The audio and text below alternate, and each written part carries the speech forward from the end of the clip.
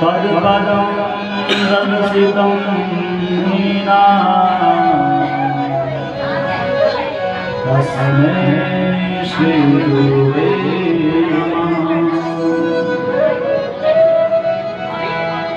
वंशी विभूषितकरा नवनीतदाभा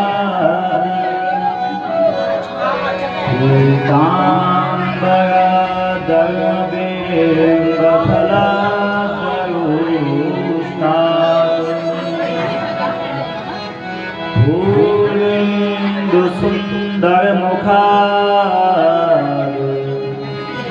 दर्वेन्द्रनेत्रा कृष्णात् परं किमपि त्वां तमहं न जाने। कृष्णास्त्वदीयपदपङ्कजपञ्चगान्ते अद्यैव मे विशतु मानसराजहंसम्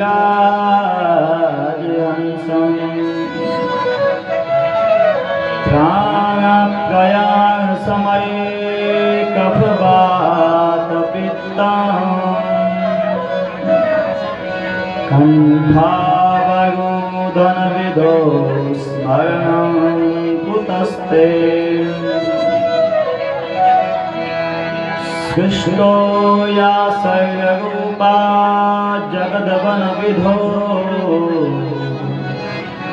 पालनेया च गोत्रिः संहारे चापि यस्य जगदि अखिलं क्रीडनं व्यापराख्यम् पश्यन्ते मध्यमाथोस्तदनु भगवते वैखरी वर्णरूपा सास्मद्वाचं प्रसन्ना गिरिहरिगिरिशा राधितालं करोतु। मनोजवं मारुततुल्यवेगम्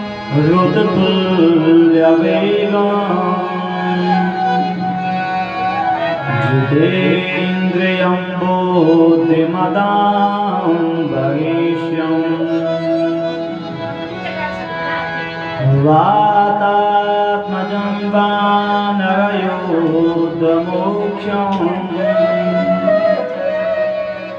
श्रीरामदूतं शरणं प्रपद्ये।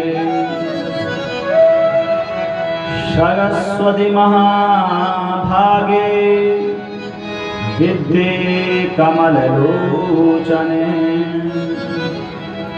विद्यारूपं विशालाक्षीं विद्यां देहीं सरस्वतीम्।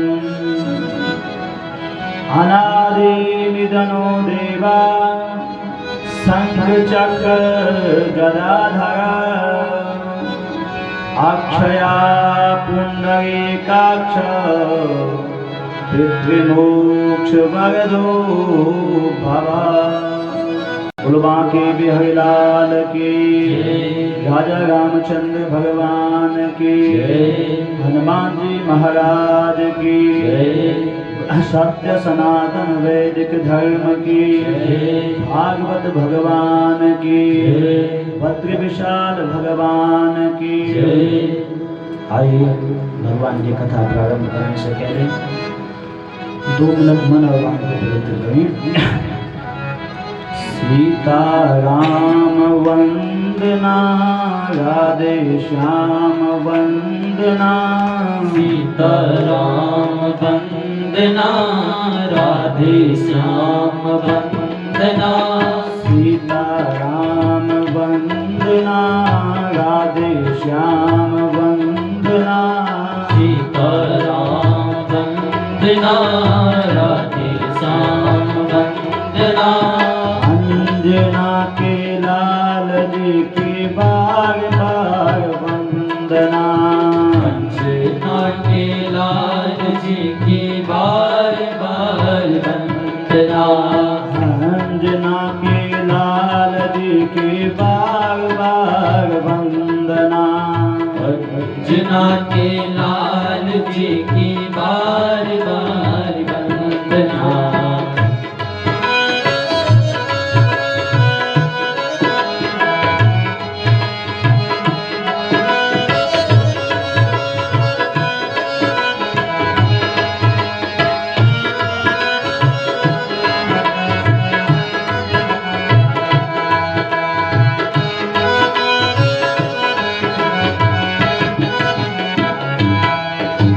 सीता जी की वंदना। गौरा जी की वंदना। सीता जी की वंदना। गौरा जी की वंदना। सीता जी की वंदना। गौरा जी की वंदना। शिव जी की वंदना। गौरा जी की वंदना। गणपति लाल जी की बार बार वंदना। गणपति लाल जी की बार बार वंदना। गणपति लाल जी की बार बार वंदना। गणपति लाल जी की बार बार वंदना।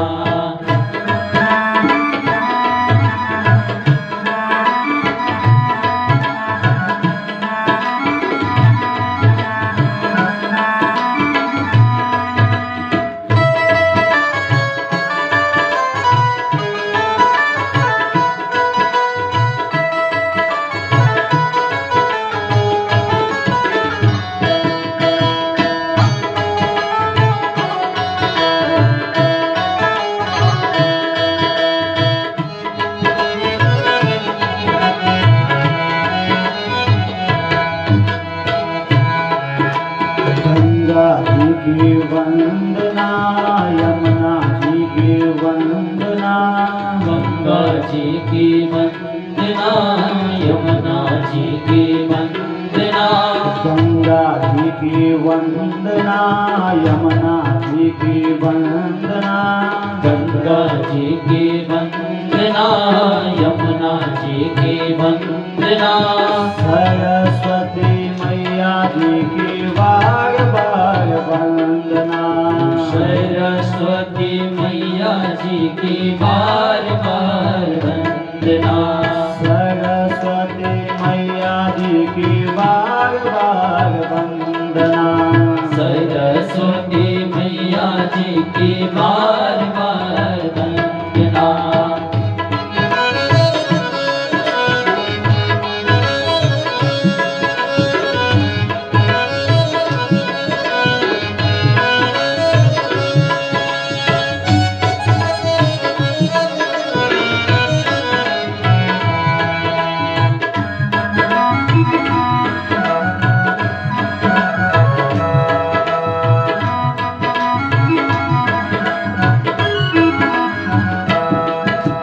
सीता राम वंदना। राधे श्याम वंदना। सीता राम वंदना। राधे श्याम वंदना। सीता राम वंदना। राधे श्याम वंदना। सीता राम वंदना। राधे श्याम वंदना। अंजना के लाल जी की बार बार वंदना। अंजना के लाल जी की बार बार वंदना। अंजना के लाल जी की बार बार वंदना। अंजना के लाल जी की बार बार वंदना। सीता राम वंदना। राधे श्याम वंदना। सीता राम वंदना। राधे श्याम वंदना। अंजनी के लाल जी की बार बार वंदना। अंजनी के लाल जी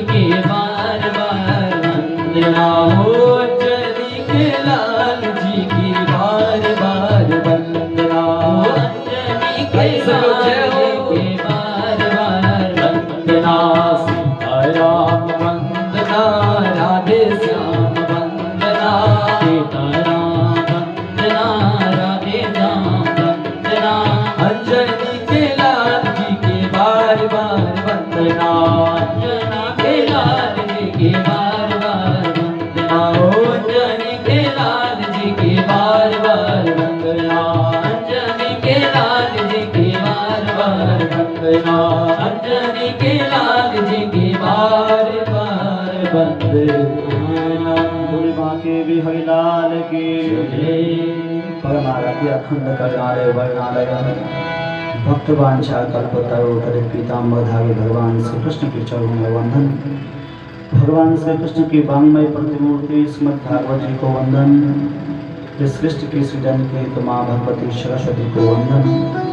इस सृष्टि की पालन के हेतु माँ भगवती लक्ष्मी को वंदन और इस सृष्टि की लय के हेतु माँ भगवती भद्रकाली को वंदन। भद्रमंडल में आभाई 33 कोटि देवता, ग्राम देवता, स्थान देवता, पितृ देवताओं के चरणों में वंदन।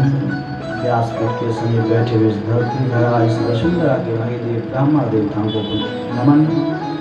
और समस्तित समस्त मातृशक्ति, भ्रातृशक्ति वाली वाभ्य शक्ति हृदय में निवास करने वाले मेरी बांके बिहारी को वंदन।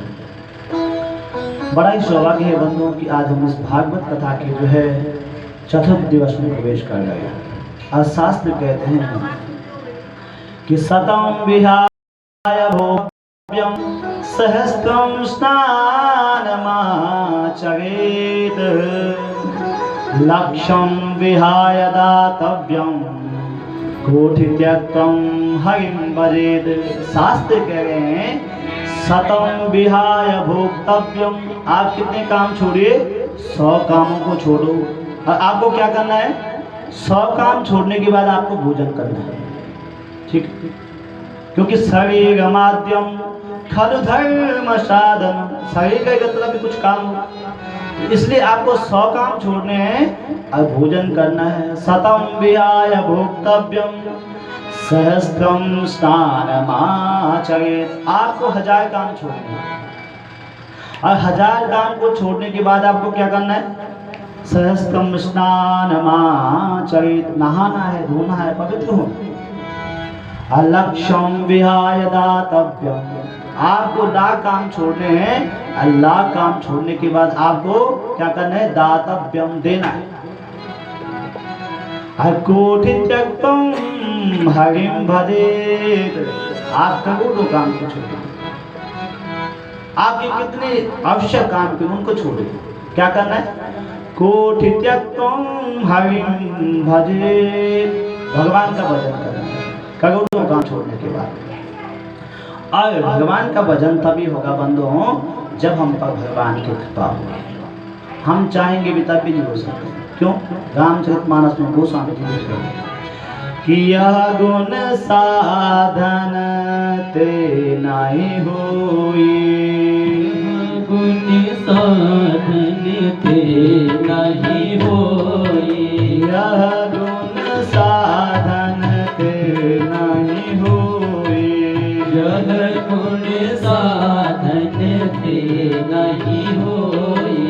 तुम्हारी कृपा पाव कोई कोई, तुम्हारी कृपा पावे कोई कोई, तुम्हारी कृपा पाव कोई कोई, तुम्हारी कृपा पावे कोई कोई। श्री राम जय राम जय जय राम, श्री राम जय राम जय जय राम, श्री राम जय राम जय जय राम, श्री राम जय राम जय जय राम।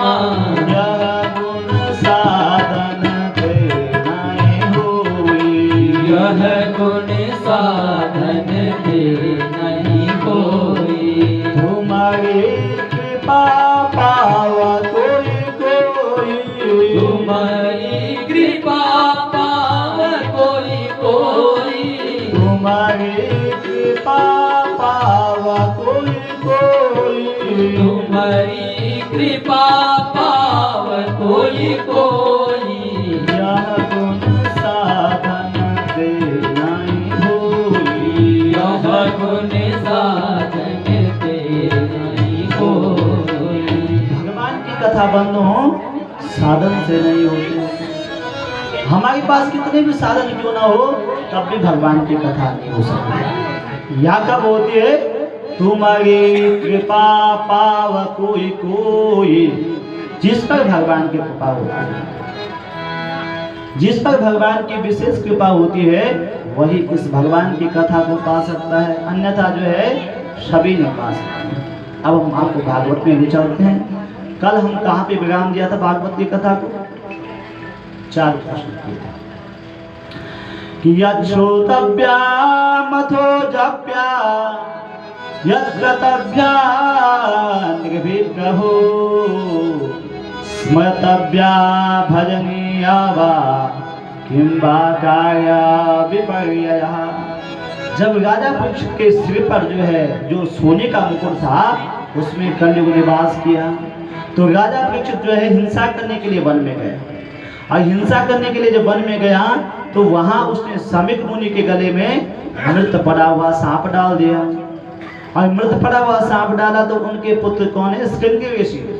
और जब श्रृंगी ऋषि ने यह समाचार सुना कि मेरे पिता के गले में राजा परीक्षित ने मृत पड़ा सांप डाल दिया, तो उसी समय गंगा के तट पर था बंधु, और गंगा के तट पर गंगा जल हाथ में लिया और तुरंत श्राप दे दिया कि इति लंघित मर्यादं तक्षका सप्तमे हने।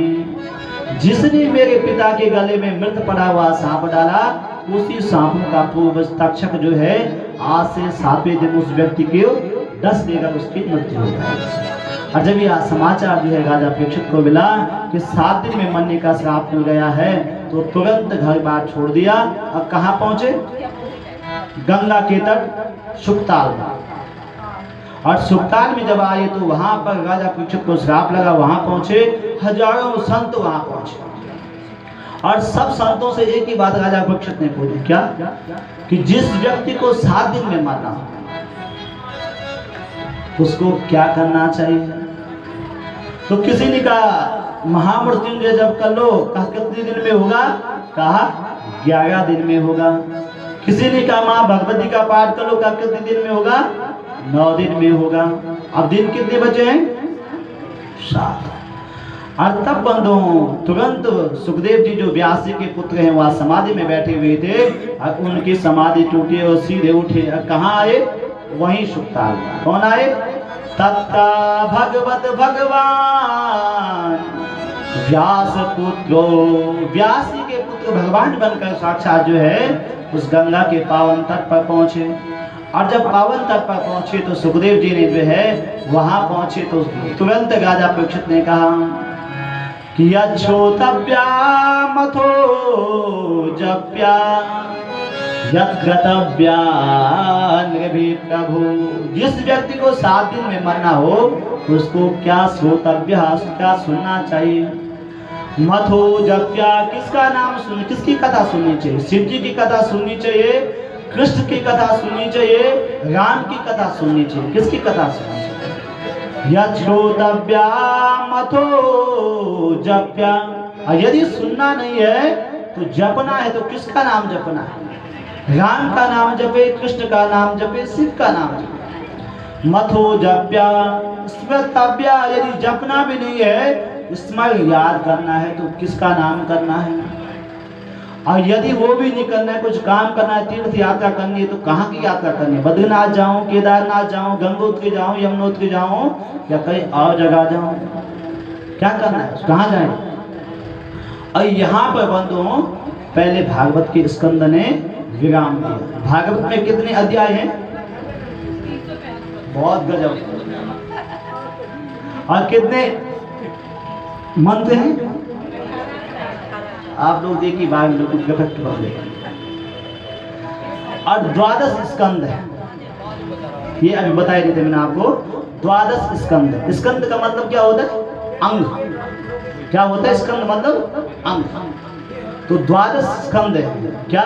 कि पादो यदीयो प्रथमो द्वितीयो तृतीय तुल्यो कथितो यदुल्यो नाभिस्तथा पंचम एव षष्ठो भुंजान्तरेयो युगलस्तथन्यो कंठस्तु राजन नवमो यदीयो मुखारविंदम दशमं प्रफुल्लम एकादशे यस्य ललाट पट्टके शिरोपियो द्वादश एव भाति पादो यदीयो प्रथमो द्वितीयो। पहला स्कंद और दूसरा स्कंद भगवान के दोनों पांव हैं।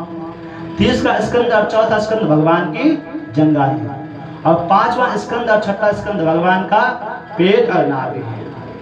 खंड भुंजांतरेयो युगलस्तथन्यो। सातवां स्कंद और आठवां स्कंद भगवान की दोनों हाथ हैं, भुजाएं।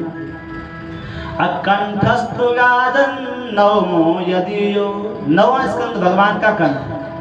मुखारविंदम दशमं कपुल्लम। दसवां स्कंद भगवान का मुखारविंद है। और इस दसम स्कंद को जो है कई संतों ने हृदय बताया भगवान का। किसका?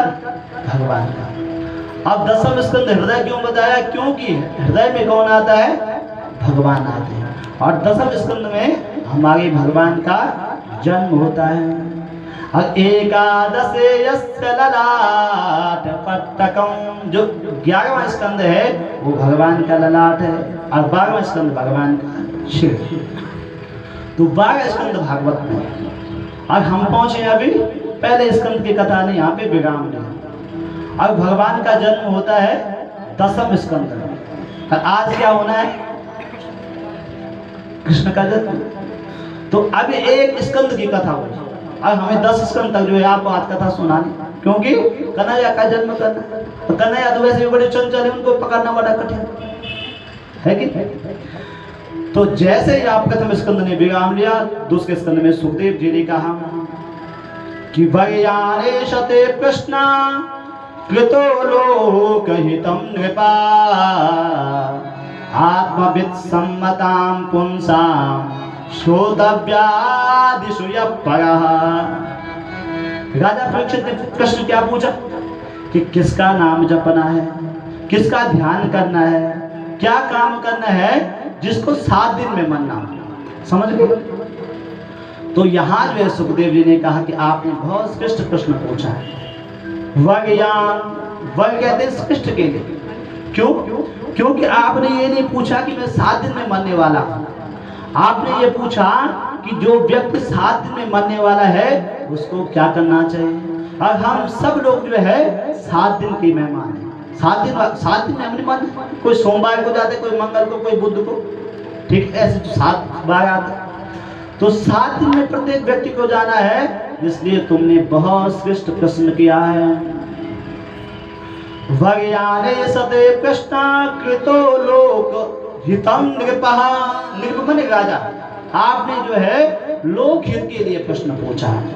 तो जिसको 7 दिन में मरना हो उसको क्या करना चाहिए। यहाँ सुखदेव जी बता रहे हैं कि तस्मात् भारत सर्वात्मा भगवान ईश्वरो हरि श्रोतव्या कीर्तितव्यस्य स्मर्तव्या क्षेक्षतो वयम्। जिस व्यक्ति को 7 दिन में मन है उसको 3 काम करने चाहिए। क्या? श्रोतव्या कीर्तितव्यस्य स्मर्तव्या। पहले क्या करना चाहिए?